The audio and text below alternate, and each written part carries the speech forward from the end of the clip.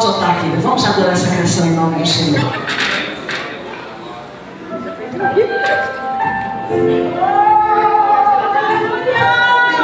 Em nome de Jesus.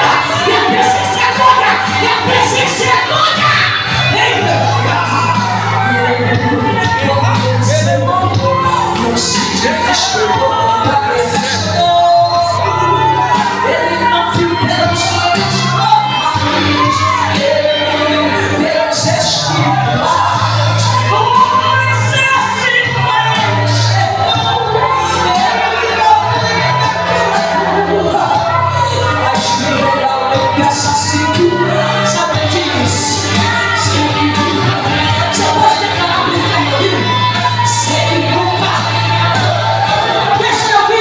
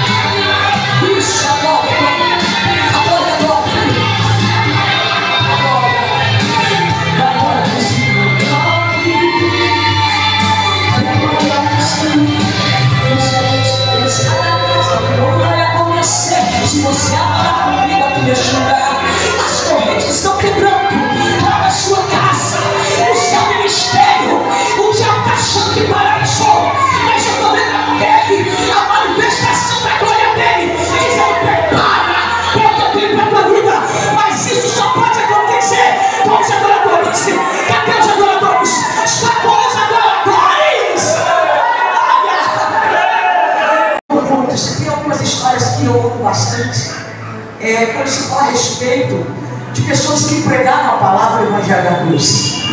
E nós temos muitos homens e mulheres de Deus que agregaram dentro do Novo Testamento a aceitação de pregar a palavra de Deus. Só que nós temos alguém aqui que foi contornada a sua vida, que foi transformada a sua vida. Aí você vai dizer assim, não, a vida dele mudou da água para o vinho. Não funciona com essa tese.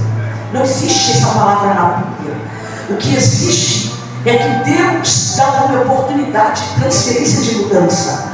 Enquanto o homem não tem essa transferência de mudança, o próprio Deus abate o homem porque ele tem poder. Algumas vezes Deus abate no sentido de descer à sepultura. Outros, Deus abate praticamente na rua de Damasco. Ou ele vê a glória de Deus, ou ele entende que a glória de Deus se manifesta no poder daqueles que pregou a palavra do Santo. E por causa disso, ninguém melhor do que Saulo de Tarso, onde nós ouvimos falar em Atos dos Apóstolos, capítulo 4, onde ele presenciou a morte de um garoto que tinha sonhos, que tinha projeto, pastor.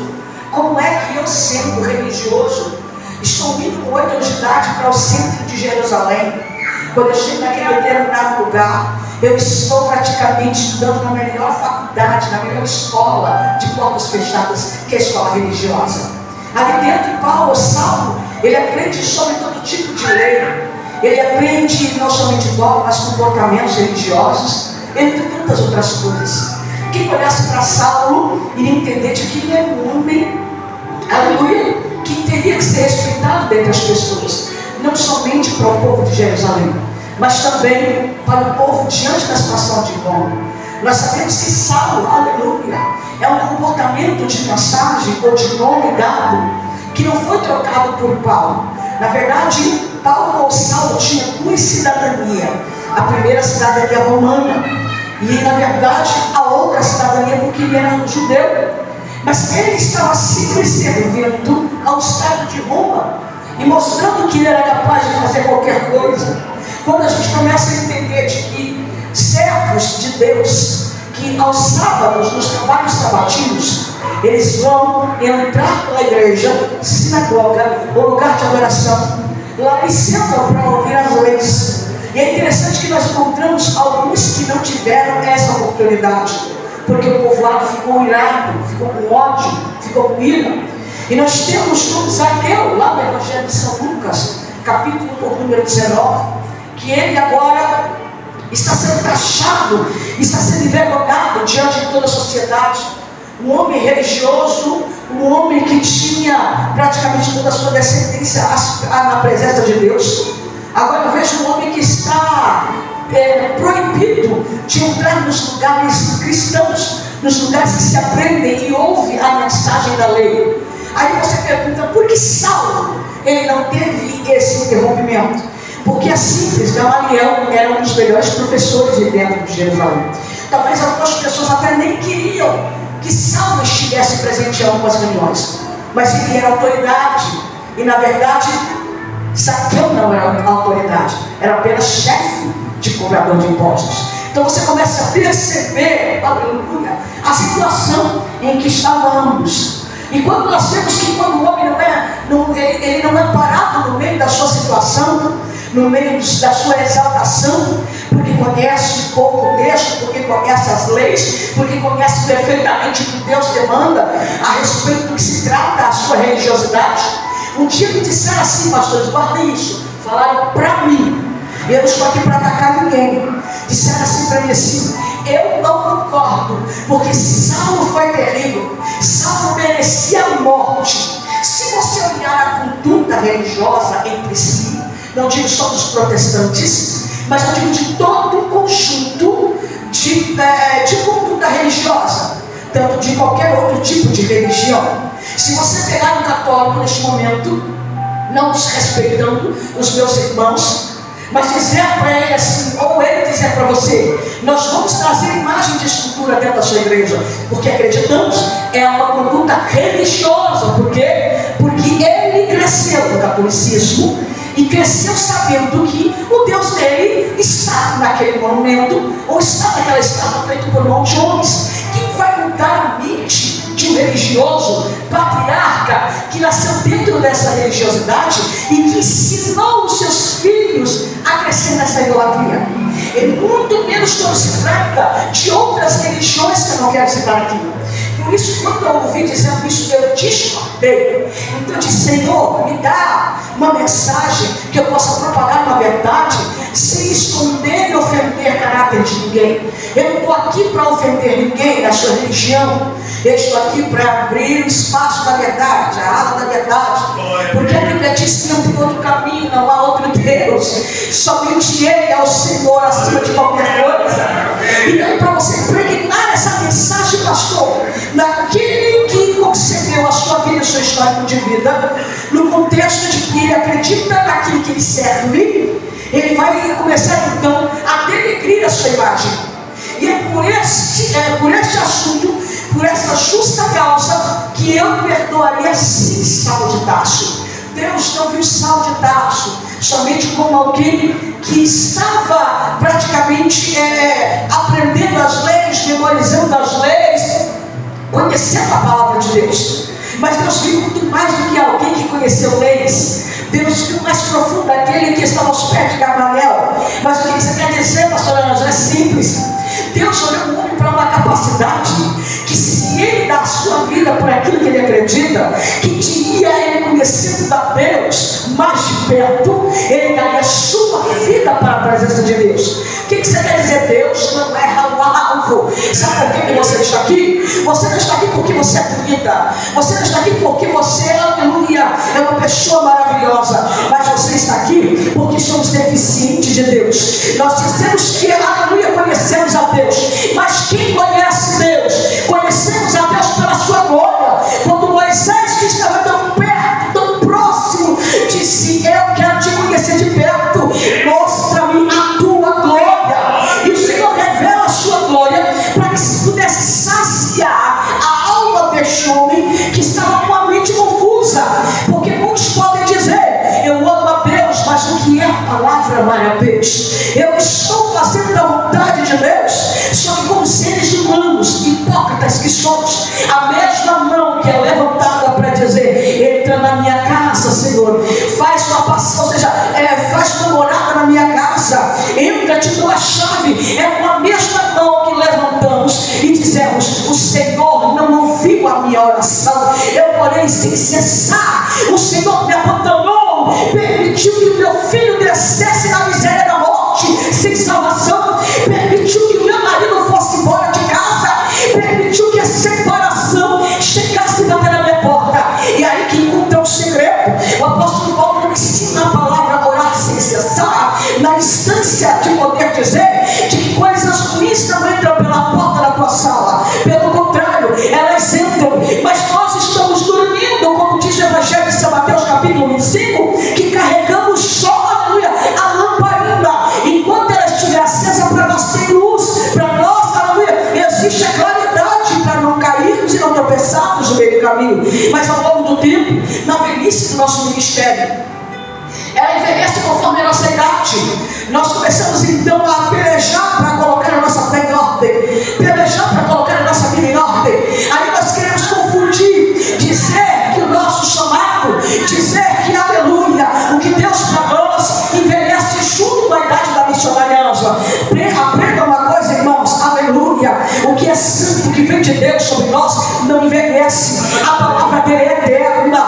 Deus te fez o chamado, até a morte nós vamos servir ao Senhor, independente do que aconteça. Sobre a palma da sua mão ele tem poder, sobre a palma da sua mão ele tem autoridade. Ângela, o que você quer dizer com isso? Eu estou aqui trazendo, aleluia, um rascunho que eu preciso entrar. Não adianta pegar um texto básico isolado e dizer: a hora, irmão, sem cessar, hora de manhã, hora de tarde, hora de noite. Nós estamos incapacitados na imoralidade espiritual, estamos dentro da igreja, mas se você não sabe, lá fora existem potestades e principados que estão sobre a aleluia, soltando sobre a nossa vida. Você tem prova disso? Tem. No livro de Jó nós encontramos, aleluia, não o diabo se apresentando a Deus, porque ele não tem capacidade, ele não tem moral para se apresentar diante de Deus, mas Deus se apresenta com fala, dizendo: o que você está fazendo aí, rapaz? rapaz. E ele disse: eu estou rodeando a terra e passeando por ela. E daí qual é o problema? E o Senhor vai dizer assim: pois é, eu sei qual é o problema. Você não está aí em busca de pessoas, porque o inimigo das nossas almas, ele sempre terá um alvo. E vou dizer mais: ele não tem pressa em tocar no seu caráter, ele não tem pressa em arrancar a sua coroa, ele não tem pressa, aleluia, em que você desvia-se da palavra e da promessa. Foi por isso que Deus disse: já sei o que é que você está vendo. Você não está olhando a humanidade, rapaz, você está observando o meu servo Jó. Significa alvo, conduta e tempo. O diabo não está olhando para você como mulher de círculo de oração, aqui vestido de círculo de oração, e dizendo: ela tem autoridade. Você pode até ter autoridade, mas nós, como seres humanos que praticamos o horário das 24 horas, quando dá, ou 12 horas ou 14 horas, porque depois se subiu o cansaço. O diabo não dorme, o espírito não dorme. E aí o que acontece? Nós deixamos de buscar a presença de Deus, porque envelhecemos, a idade chegou, não tenho mais força para dobrar o meu joelho, não tenho mais força para clamar, orar sem cessar. Não é denegrir caráter de pessoa de idade, ou pessoas que estão com problema no seu corpo, de poder dizer: eu não consigo orar. Então o diabo te fragiliza dizendo: não precisa orar não, para quê? Deus sabe de tudo, Deus conhece a sua conduta. Claro, Deus conhece a minha e a tua conduta, mas deixa eu te dizer, o apóstolo Paulo, ele vai dizer também: se você não orar, você é sujeito para abrir portais espiritual. E quando isso acontece, aleluia, o inimigo entra pela porta, ou o inimigo entra pela janela e vai arrastando tudo que é seu. E por causa disso, nós temos a conduta de transformação através do Evangelho, que eu estava citando aqui sobre Paulo. Saulo de Tarso, no livro de Atos Apóstolos, capítulo 4, se não me falha a memória, ele vê um moço. Como que alguém que tem o amor de Deus vê um moço sendo morto?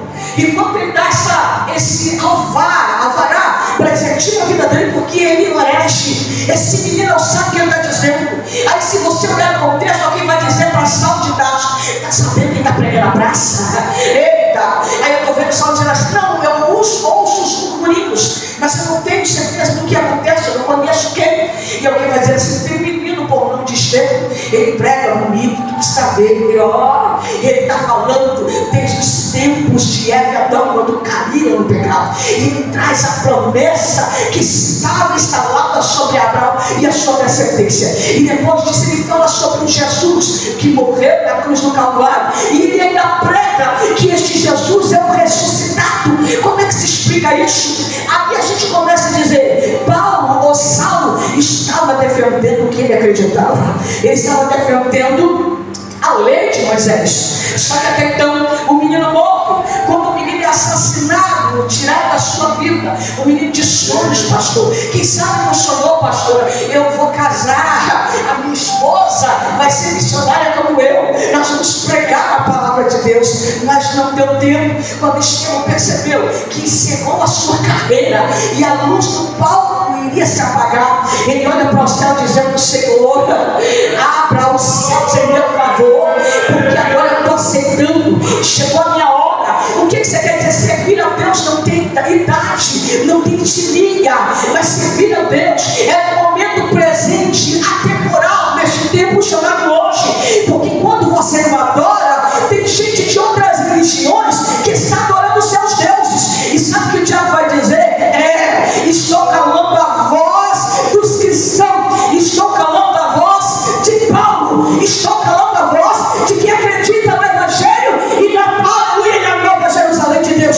Mas só que ele chegou no lugar errado, porque mesmo do jeito que estamos, aleluia, guerreados, nós levantamos a mão para o céu e glorificamos ao Deus de Israel, porque a conduta não é morada aqui, a conduta é morada na Nova Jerusalém de Deus.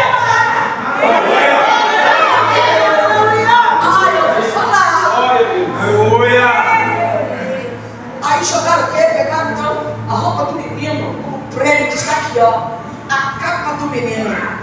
Só levanta. Quem é o próximo? Aleluia. Podem até tentar nos matar.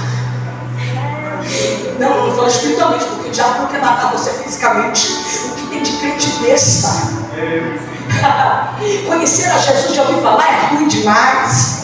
Mas conhecer Jesus, de passar pela prova de fogo, ser sustentado pela sua mão é outra. De não morrer afogado e saber que Jesus te pegou pela mão, como fez de Pedro e colocou no barco, é outra. Nós estamos numa conduta horrível. Nós não somos crentes, coisa nenhuma. Nós não queremos salvação, coisa nenhuma. Nós somos provados diariamente, todos os dias da nossa vida. E não pense você que o diabo e o adversário vai passar a mãozinha nesse seu cabelo chapado, nesse meu cabelo enrolado. Não precisa passar esse rosca. Não, vai não. O que ele quer te envergonhar, porque a Bíblia diz que nós somos a imagem e semelhança de Cristo. Sabe o que ele vai dizer, pastor? Ele vai dizer assim: a sua imagem e semelhança, aleluia, não te glorifica. Estão com o coração, o corpo, os ouvidos acessados para ouvir o que eu tenho para dizer a eles. É por isso que muitas igrejas apagaram-se as luzes, apagaram-se o fogo. Eu acho que quando eu estava ouvindo essa canção, aleluia, que as irmãs estavam cantando aqui, dizendo que faz muito tempo que ninguém falava do céu. Nós somos proibidos de falar de pecado em algumas igrejas. Nós somos proibidos de falar que Jesus está voltando, porque essa geração bold, essa geração do mimimi, elas querem ouvir aquilo que agrada. Deus vai dar, Deus tem melhor. Não, mas aqui a palavra de Deus para você: apruma os teus braços, porque em breve o Senhor vai tocar o seu marido, e quem não estiver escrito no livro da vida não estará dentro da nova Jerusalém.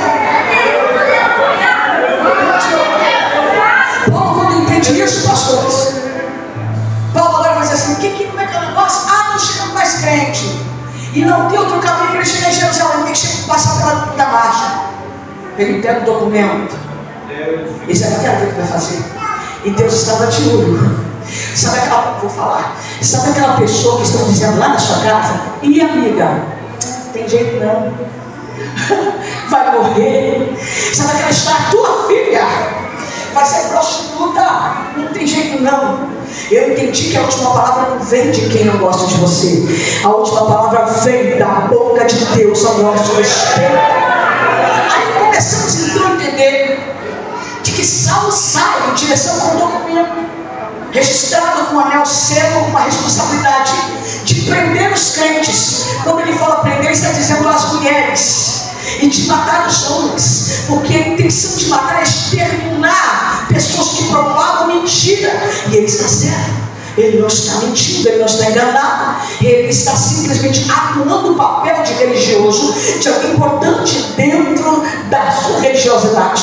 Só que não foi Estevão, gente, não foi fulano, não foi soldado, não foi ciclano que parou Saulo. Deus precisou intervir. Você vai ver pouca situação em que o próprio Jesus se aparece diante das circunstâncias dificultosas para salvar o seu povo. Então, antes que o povo chegasse e descesse até a rua de Damasco, Jesus aparece para Saulo, lá em Atos dos Apóstolos, capítulo 9. O camarada, a primeira coisa que acontece, a Bíblia diz que ele cai com o seu rosto prostrado em terra. Não sei, alguns dizem que ele caiu de cavalo, a Bíblia não fala isso, mas em algum lugar ele estava. O rosto dele estava cheirando pouco. Ele desmaia, eu tenho surdo, pastor, de desmaio. Aí fica imaginando, quando Saulo agora acorda, ele está cego, aleluia, ceguinho da Silva. A preocupação de Saulo não era a cegueira, a preocupação de Saulo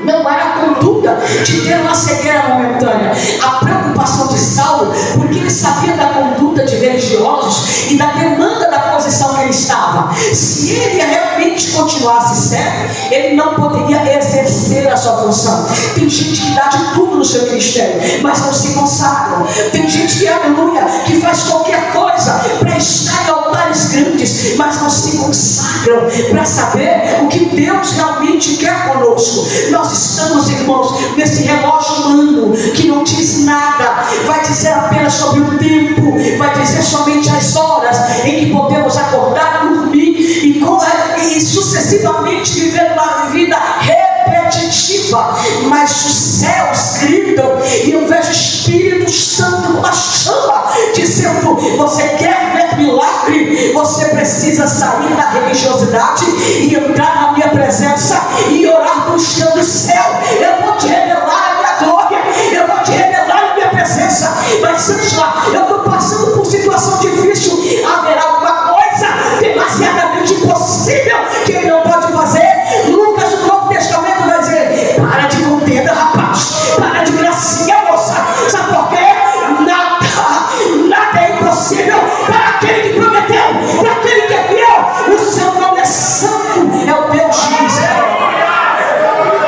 Eu estou pregando aqui, não é para ser pregado aqui. Talvez você nem pule, eu não estou preocupada com a igreja que pule. Eu prefiro 1000 vezes, aleluia, que alguém não pule, mas sai daqui chorando, dizendo: eu sou miserável, o porquê eu deixei que isso acontecesse. O relógio de Deus está dizendo: desperta, desperta, porque esse é o tempo, aleluia. E quando nós vemos aqui, nós entendemos de que Paulo agora, Saul está com o rosto sobre a terra. Quando o camarada, pastor, levanta o rosto, tu imagina a situação, pastor, a dor. Não é a dor de ficar cego, é a dor da rejeição. Agora eu vou ficar aqui no mendigo, eu estou cego, cego não trabalha na obra. Aí eu estou vendo agora ele sendo levado para um determinado lugar. Quando ele vai para a casa desse homem, alguém que é anônimo, não tem nada a ver com a história, por nome de Ananias. Não é Ananias de Atos, aquele que mentiu para Pedro, não é.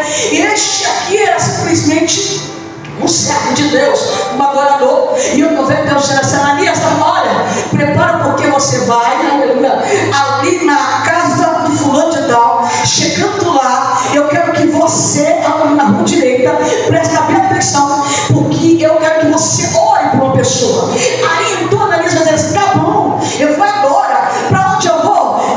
Para que eu vou orar? O nome dele é Saulo de Tarso, aleluia. Imagina a cara de Ananias dizendo: não, quer ser não, como assim? O Senhor está me enviando para o camarada que está matando os cristãos. O Senhor está me enviando, aleluia, para não vou não. E o Senhor dizendo: meu filho, você vai.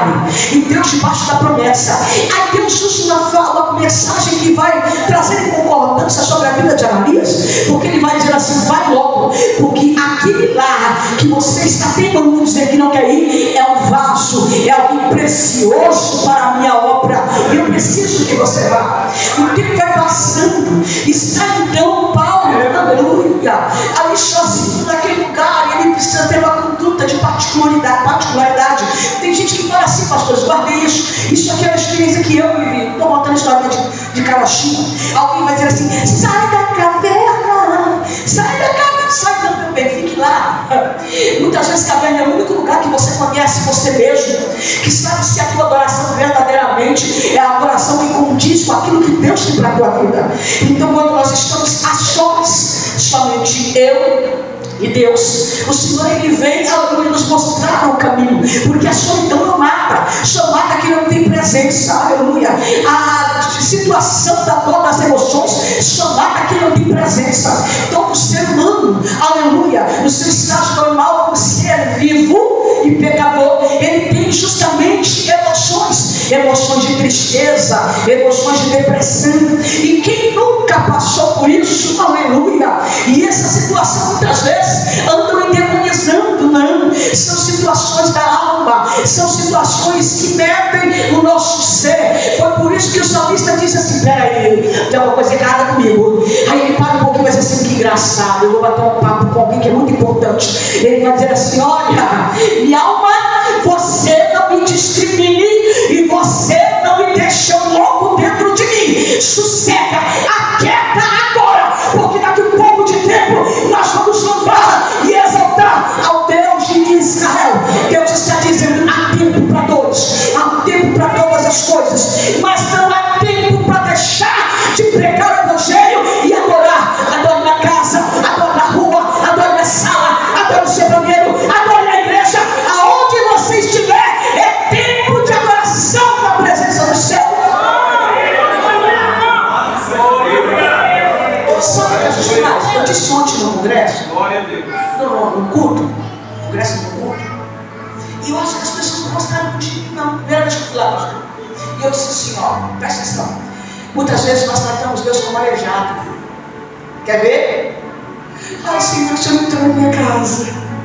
O Senhor não ouve as minhas orações, não consegue ouvir o que está dentro de mim. Sabe como nós tratamos Deus? Aleijado de mão, aleijado de poder nos ouvir, aleijado de conduta do estender das suas mãos. Mas Isaías disse: não, Israel, para com a sua gracinha, para com a sua frescurinha, porque na verdade, aleluia, não culpe Deus de não ouvir vocês, porque a mão do Senhor não está encolhida para que não possa salvar, e nem os seus ouvidos agravados para que não possa ouvir. O problema é que o pecado fez divisão, vocês colocaram barreira. Eles estavam dizendo assim: não, Deus não irá nos ouvir. Mas quem crê aqui que Deus já ouviu a oração de cada um de vocês aqui? Eu creio que Deus ouviu. Agora eu vejo que Paulo está agora tentando trazer a circunstância do seu chamado. Deus disse: olha, eu vou tirar a escama dos seus olhos por intermédio de Ananias. E vou dizer uma coisa: prepara, porque você vai ser missionário. Deus não chamou Paulo para ser pastor, não. Deus não chamou Paulo para ser presbítero, não. Deus não chamou Paulo para ser apóstolo, não. Deus não chamou Paulo para ser bispo, não. Deus chamou Paulo para ser missionário, porque cada um tem peso no seu chamado. E Paulo entende agora que o chamado dele era mais estado de prisão do que soltura. E aí ele nem se casa, porque ele sabe que quem vai visitar o camarada na cadeia. E então ele começa, aleluia, a trazer a percussão de ministrar a palavra de Jesus Cristo. E quando ele disse que não foi ninguém que pregou para ele estava dizendo: eu mesmo vi a glória de Jesus Cristo, porque ele faz lembrar na sua memória quando o próprio Jesus disse assim: Saulo, Saulo, por que você está me perseguindo? Você lembra dessa mensagem?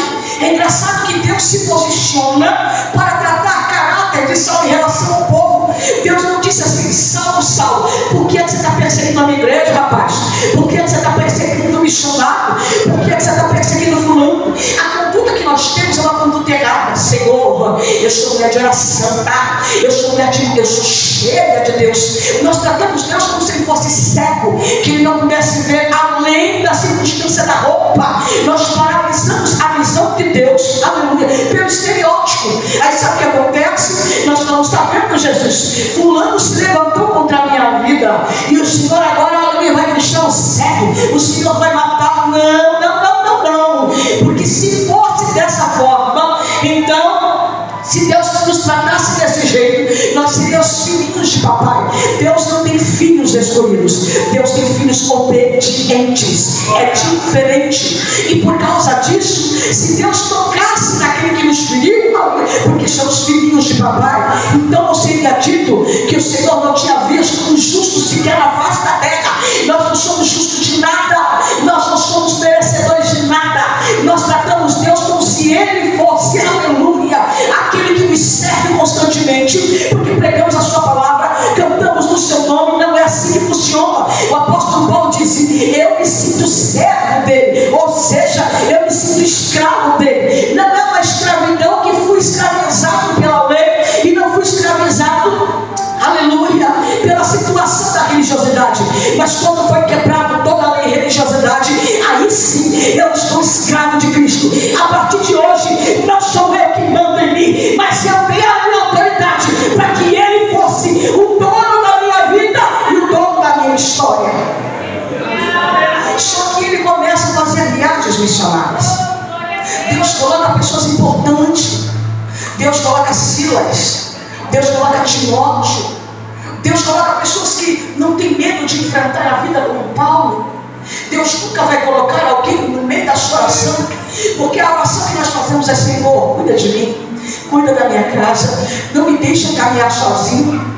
Aí nós encontramos, entre muitas viagens, aleluia, a igreja de Tessalônica, como nós lemos aqui. A igreja de Tessalônica é uma comunidade cristã estabelecida na Europa, e nós sabemos que é a capital da província romana da Macedônia.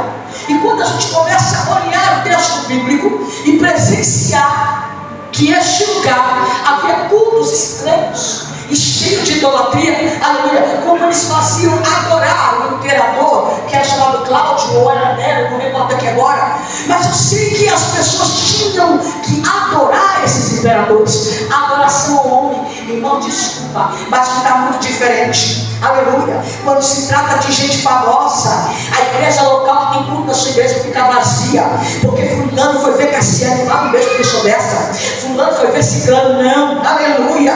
Não é questão, missionária Ângela, de adorar o nome, é de conhecer. É conhecer. Quando você tem um trabalho na sua igreja, você tem que sair para lugar nenhum. Você quer conhecer o mais famoso dos séculos, amém, aleluia. Ele tem nome, e o seu nome é Yeshua, e a Mashiach é o Todo-Poderoso. Esse sim deve ser lembrado e adorado. E quando nós observamos, dentro dessa cidade tessalônica, nós encontramos sinagoga que tinha um centro de adoração, aleluia, e imoralidade sexual. Irmãos, como é que pode? Então eu estou vendo Deus dizendo assim: Paulo, você precisa ir para lá. Não foi Pedro, não foi João, foi Paulo que foi para Tessalônica. E quando ele chega naquele lugar, aleluia, ele começa a perceber que a palavra precisava entrar naquele lugar, mesmo que ele morresse. Então quem fundou a primeira igreja dentro, aleluia, da cidade de Tessalônica foi fundada pelo apóstolo Paulo, na sua segunda viagem, se não me falha a memória, no ano 51 depois de Cristo. Quando Paulo começa a fundar, ele abriu essa igreja. Paulo não podia ficar nas igrejas, porque ele vivia mais em estágio de prisão dentro de Roma, ou prisão praticamente particular dentro da sua casa, mas ele se comunicava com cartas, e Deus coloca pessoas abundantemente do Espírito Santo. Deus coloca Silas. Irmãos, quem não conhece Silas, nós ouvimos muito pouco falar de Silas. Silas é aquele camarada que quando eu vou falar de amizade, porque isso mesmo que você vai ouvir, aleluia, nós oramos tanto: Senhor, põe pessoas que estejam conosco para bradar na terra, coloca a pessoa para caminhar junto conosco. Aí o diabo apresenta qualquer pessoa e a gente está dizendo: não, é porque é cheio de Deus, ele fala mistério diferente, ele pula, sapateia, relampeia, pega fogo. Esse é o meu amigo. E aí quando ele te trai, quando ele te fere, quando ele te magoa e sai da sua presença no seu caminho, a gente quer culpar a Deus. Mas fulano era meu amigo, me bloqueou, me abandonou. Mas eu sou uma mulher que ora sem cessar. Não adianta orar. Primeiro temos que ter a conduta da vigilância, para que a oração ela possa casar com aquilo que é certo ao céu. E aí essa pessoa vai embora. Sabe por que muitas amizades se frustram? Sabe por que muitos pastores que colocam muitos pastores sem a conduta espiritual, aleluia, e aí o segundo pastor leva metade da igreja? Mas é porque ele estava endemoniado. Não, é porque você não vigiou. Não basta só orar, basta permitir que Deus haja na sua vida, basta permitir que é Deus que traga uma conduta, que traga alguém com um ato de fidelidade. Aí por que, missionário Ângela? Porque quando é alguém que Deus nos dá, ele pode não permanecer, mas ele sai cheirando azeite, dizendo: eu estive com essa irmã, eu estive nessa casa, eu estive naquela congregação. Está debaixo de paz, não de conduta de guerra. E é por isso que quando nós estamos orando, pedindo a Deus para que Deus traga alguém para estar conosco, é porque Deus não se alegra que alguém faça a obra sozinha, porque tem que ter dois ou três, porque se um cair se arrebentar, tem um soldado que vai passar nos remédios, tem outro que vai consolar com palavra. E Deus está dizendo: se alguém aqui foi abandonado por amigos, que foi sujeitado a essa situação, Deus está dizendo: estou preparando um Timóteo na sua caminhada navio, estou preparando um Silas. Mas por que Silas? Por que Deus trouxe a conduta desses elogios, desses homens? Porque Silas, ele poderia dizer, na hora em que o apóstolo Paulo, ele começou então a repreender o espírito que estava sobre a pitonisa, Silas poderia dizer: pastor, eu não tenho nada a ver com você, vai embora. Você que expulsou o problema seu, se vira.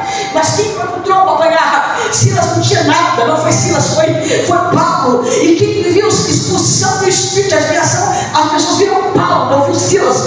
Mas Silas estava lá. Aí Deus prepara alguém no meio da oração, e eu estou vendo Silas apanhando com um chicote no lombo, todo aberto por fora. Estou vendo pessoas colocando eles dois dentro de uma prisão máxima. Aí Silas vai olhar para Paulo, porque Silas entende que Deus colocou ele lá dentro para que Paulo não morra. Não era hora de Paulo morrer. Só que a conduta da depressão, se está sozinho, leva à morte. E é por isso que Silas vai dizer assim: Paulo, olha que bacana, nós estamos aqui tudo aberto, nós estamos aqui expostos com as nossas feridas. Eu estou vendo Paulo dizendo assim: rapaz, mas está bom demais. Aí Silas vai olhar para ele e vai dizer assim: eu não vou deixar que Deus me apresente porque se Deus abençoar Paulo, eu vou estar debaixo do guarda-chuva da bênção com ele. Então ele vai dizer assim: não morre não, Paulo, vamos fazer o seguinte, eu canto, aleluia, e você ora. Eu canto, eu louvo e você ora. Sabe o que o Senhor estava dizendo? Não é tempo de demonstrar fraqueza, não é tempo de paralisar o que Deus tem. Se for agora a hora da nossa morte, amém, mas se não for, as cadeias vão se romper e a glória de Deus se manifestará por intermédio da oração. E por que Deus escolhe Timóteo? Timóteo ouve a mensagem, tanto ele como a sua mãe, filho de judia, ele tinha um pai não judeu. Agora tem a avó e uma mãe cheia do Espírito Santo. E eu tenho tempo mais tarde, depois da conduta da briga de Barnabé entre Paulo, ele vai chegar e vai dizer assim: ó, posso levar o teu filho comigo nas viagens missionárias? Ele já estava adulto, mais de 18 anos, pode. E Deus dizendo assim: olha Paulo, eu vou fazer esse menino grande. Sabe o que eu estava dizendo? Eu quero colocar alguém que você não sinta inveja.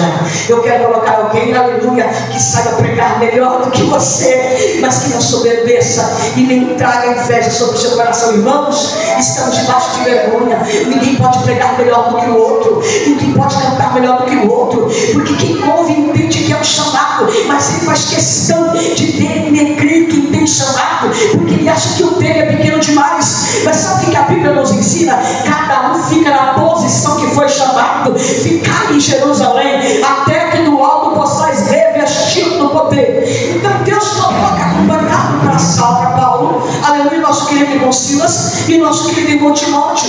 E além de tudo, a igreja passa a crescer. Numa circunstância, aleluia, Paulo começa a perceber que a glória de Deus havia se manifestado dentro da igreja de Tessalônica. E o ensino de Paulo: gente, vocês vão orar, para de conduta, o lugar de onde vocês saíram, aleluia, é de muita idolatria, porque Paulo está pregando para os gentios e para os judeus não convertidos. Sabe aquele tipo de gente, aleluia, que acha que conhece a palavra, mas não conhece nada? Mas eu vejo Paulo agora trazendo elogios para a igreja de Tessalônica. Ele começa a elogiar as virtudes daquela igreja, ele começa a elogiar os princípios daquela igreja, ele começa a elogiar a fé daquela igreja, ele começa a elogiar a transformação avulsa que tinha. As pessoas que saíam do paganismo eram completamente transformadas para a glória de Deus. O único problema, pastoral, é que quando havia os meios, vou falar aqui, mas os meios malucos, aleluia, que se convertiam, eles ficavam doidos na cabeça. Sabe por quê? Porque eles começaram a ficar obcecados pela volta de Cristo. Ficando obcecados, eles deixavam de trabalhar e eles estavam vivendo às custas da igreja, às custas dos irmãos. Aí está vendo Paulo repreendendo, dizendo: rapaz, não é assim não, nós não sabemos nem o dia nem a hora. O negócio é orar sem cessar. Quando a gente começa a falar sobre orar sem cessar, nós lembramos de uma situação que o próprio apóstolo Paulo, a carta aos Efésios, capítulo 13 e 14, eu acredito, em que alguém vai trazer uma mensagem da igreja de Éfeso e vai dizer assim: para com tudo, rapaz, desiste, pastor, fecha a porta, o povo não quer saber de nada. Irmão, para de ser pastor, você vai ter dor de cabeça, vai cuidar da tua mulher, vai cuidar da tua esposa, vai cuidar dos teus filhos. Deixa eu dizer, quem nasceu pastor e tem convicção do seu chamado, vai morrer pastor, aleluia, mesmo que ele não exerça a sua função.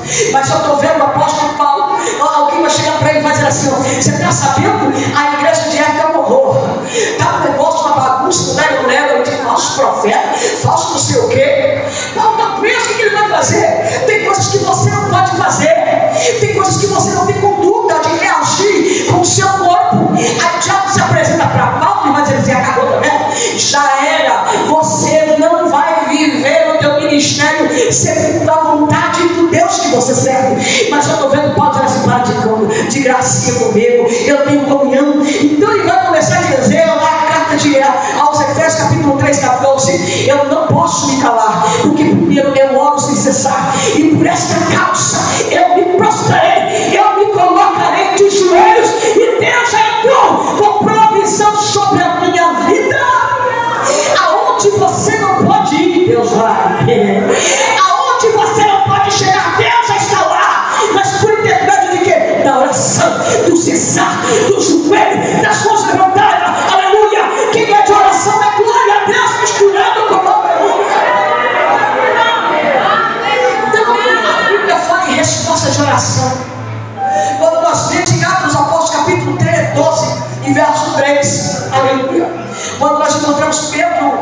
aprisionado. Aí tem um monte de gente lá na casa de Maria. Um bando de crente doido. Tem gente lá de fora vai dizer assim, ó, esquece, Pedro vai morrer. Eu acredito. Tem uma parafrase que as pessoas usam muito. Elas vão dizer assim: quem tem promessa não morre. Vai nessa história não. Morre sim, senhor. Mas quem tem promessa e anda na vontade de Deus, não verá a luz se apagar. Pelo contrário, haverá providência no meio da solidão. E nós estamos vendo Pedro em Atos capítulo 12, versículo 3, em estado de prisão, está prestes para morrer. O anjo aparece, do nada, simplesmente aparece e vai dizer assim: bora, filho, vista as roupas, bora, vista as carças, e vem comigo, porque aleluia, eu vou te levar para um lugar. Você vai caminhar, você vai andar e você vai chegar ao seu destino. Está todo mundo orando, porque orai sem cessar. A oração tem poder. Quem foi que te disse que a oração do justo não pode ter seus efeitos? Quem foi que disse para você que se você não orar, se você orar pelo teu filho, Deus não vai ouvir? Quem foi que disse que se você orar pela tua congregação, Deus não vai mudar a história daquele lugar? É mentira do diabo, porque não faz sentido, igreja.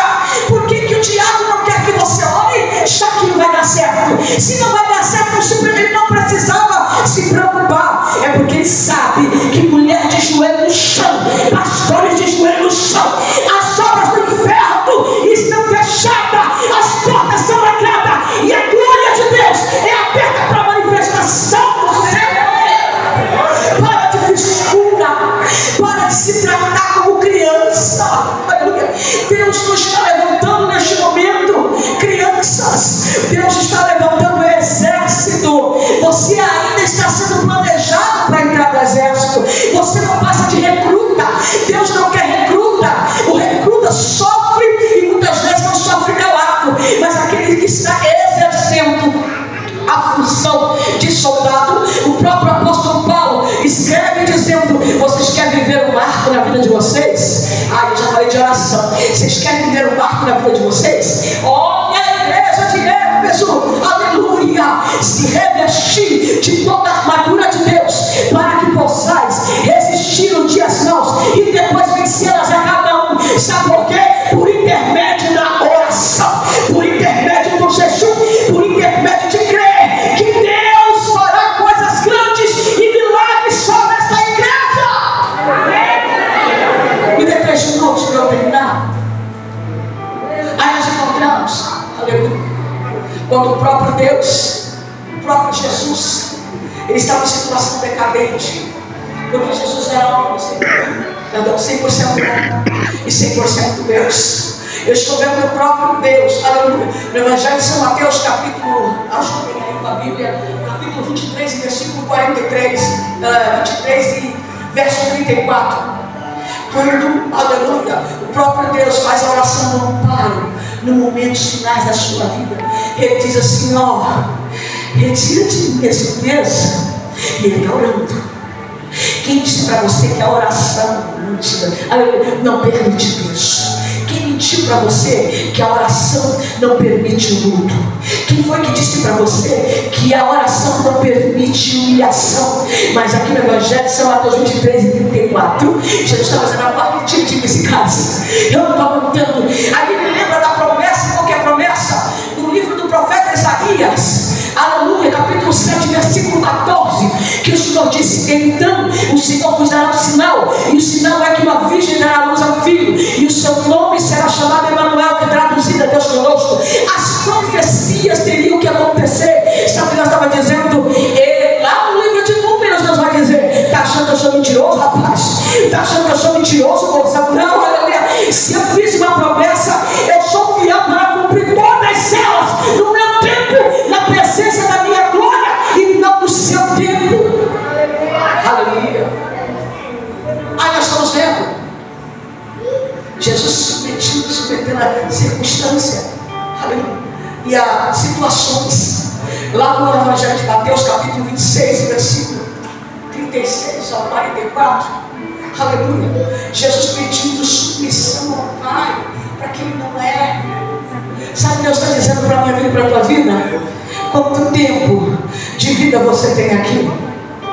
Eu falo isso porque é uma grande verdade. Nós vivemos como se nós tivéssemos eternidade. Não. Tem gente que morre cedo. Tem gente que nem nasceu.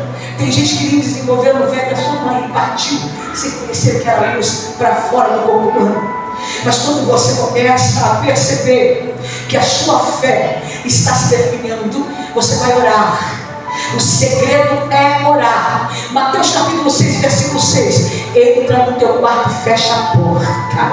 Não é para convidar ciclo de oração. É particular, pastor. É você, a sua família. Aleluia. Quando o Senhor disse para a mulher que perdeu seu marido, através do profeta, pega o azeite que tem lá dentro, agora fecha a porta entre ti e teu filho. Você vai ver o milagre. E se ela duvida, e se eu duvido no que Deus tem para mim, sabe por que nós somos mortos-vivos?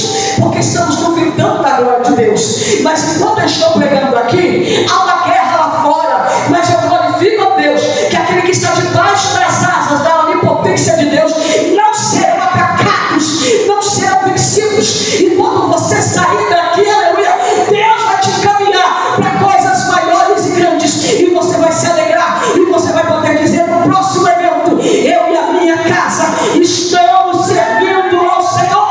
Não pense que debaixo da oração você não terá tribulação. A carta aos Romanos que Paulo escreve no capítulo 12 e versículo 12, ele vai dizer assim: alegrai-vos na esperança e sedes, aleluia, completamente atento contra a tribulação. Nada vai te parar, nada vai parar essa igreja de joelho, nada vai parar a semelhança, nada vai parar o povo que adora ao nome do Todo-Poderoso. Essa é uma problema que eu já encerro aqui. Nós vamos orar? Eu vou orar. O problema é que Tiago, capítulo 1, versículo 6, Tiago está dizendo assim: se eu pedir com fé, vai ficar difícil. Peça com fé e larga de ser sem duvidar. Deus está dizendo assim: tem alguém nessa noite que está passando prova, que está passando luta, que está sendo humilhado, mas a tua fé tem que chegar sem cessar, debaixo de humilhação, não duvidando, porque quando você entender, aí lá no Evangelho de São Mateus, capítulo 7, versículo por número 7 ao 8, o próprio Jesus dizendo: pedi e dar-se-vos-á, batei e a porta se abrirá, se você clamar. O Senhor disse para Jeremias no capítulo 33 e 3, que você já conhece: clamas a mim e responder-te-ei e anunciar-te coisas grandes e firmes que você não sabe. Está preparada para algo novo que Deus vai fazer na tua vida? Deixa eu ver quem está preparada. Se está preparado, levanta agora. Nós vamos clamar. Selma, eita glória. Selma, Deus disse para mim assim: diga para ela que eu preparei coisas novas para a vida dela. Eu quero uma irmã cheia do Espírito Santo. Vem aqui, por favor. Uma de vocês, sai aqui, é cheia do Espírito Santo, pode sair, não tem problema. Não tem? Eu não vou apontar, você que deve saber se é cheia do Espírito Santo ou não. Vocês também são, tá, gente? Vocês estão de amarelo. E Deus falou assim para mim: Selma, tenho coisas novas lá na tua casa, eu vou derramar, e a morte não vai bater nem na porta e nem naquele lugar. Eu estou vendo você preocupada e dizendo: Deus, eu estou ficando cansada, eu estou chegando no meu limite, e eu não posso nem gritar, porque se eu gritar eu vou apavorar todo mundo dentro de casa. Se eu pudesse gritar agora: salva-nos, Senhor, entra com o teu milagre sobre a minha vida, sobre a minha casa. O Senhor me fez uma promessa há muitos anos atrás, mas quanto mais eu faço oração, mais o diabo se levanta, e eu não estou conseguindo orar como deveria. Senhor, eu não consigo colocar os meus joelhos no chão, porque tudo dói. Não é somente os joelhos, mas a minha alma, e o diabo está gritando na minha mente que não vai acontecer nada, e que eu vou morrer, mas não vou viver para olhar a conduta das tuas promessas. Mas se ela olha dentro dos meus olhos, a Maria Célia, minha irmã, Jovem, coloca a mão no peito dela. Isso. Aperta, meu bem, que ela tem que sentir. Eu vou descer. Deixa eu ver aqui. Vai dando glória, que eu já terminei, igreja. Vai dando glória, misturado com aleluia. Aleluia. Que o salmista chegou e disse assim: tá vendo o que estão fazendo comigo, pastora? Tá vendo, pastor? Acabou. Deus disse: para de coisa, porque o que eu tenho na sua vida é grande. O salmista escreve no Salmo 118, verso 17 e 22. Ele vai dizer assim: não, eu vou me manter de pé, porque Deus me disse. Não foi líder, não foi fulano. Deus me disse: não morrerei, mas viverei para contar as obras do Deus eterno. E Deus está dizendo que não vai morrer. Deus está dizendo aqui coisas grandes. Você viverá para contar o meu milagre. Você viverá para contar a minha conduta. Porque eu sou fiel. Porque eu sou fiel na cela. Alamaia, céu e